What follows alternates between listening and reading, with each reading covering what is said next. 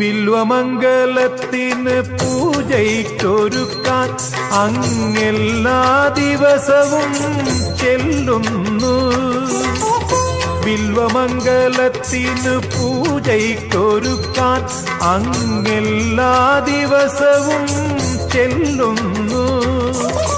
ഗുരുപത്നിക്കായി വിറകിനും പോകുന്നു, പലരുടെ പരിഭവം തീർക്കുന്നു.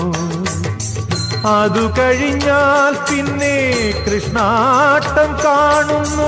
പുലരുമ്പോൾ കുളിയായി ജപമായി കൃഷ്ണ.